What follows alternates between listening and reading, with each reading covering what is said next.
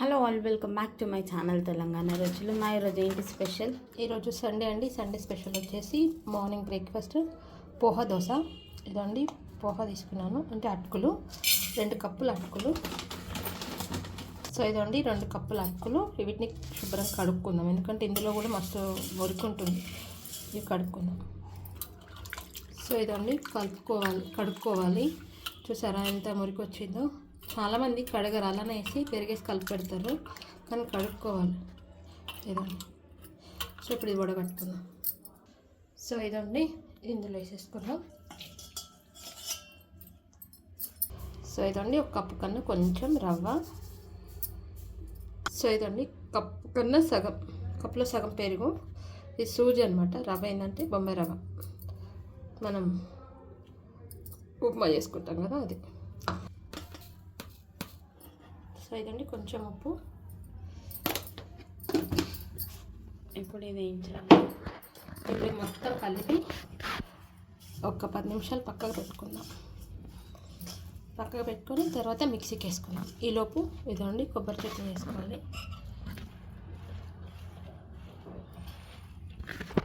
So ఇదండి ఒక 10 నిమిషాలు దీన్ని ఇలా ఉంచేసి తర్వాత మిక్సీ పెడదాం. ఈలోపు మనం పచ్చడి చేసుకుందాం.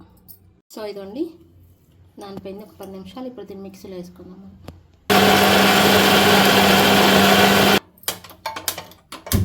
సో ఇదండి రుబ్బేసుకున్నాం కదా. ఇప్పుడు మనం దోశలు వేసుకుందాం. సేమ్ దోశ బ్యాటర్ లాగానే. ఇది పొయ్యి మీద పెనం పెట్టుకున్నాను. ఇప్పుడు దోశ వేసుకుందాం.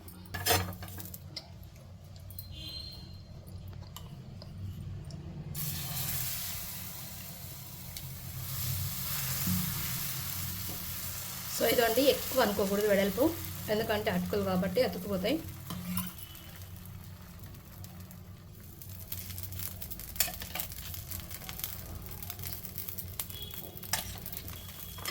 సో ఇదండి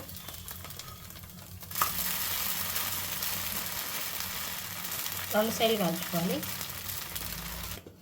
సో ఇదండి వచ్చామా.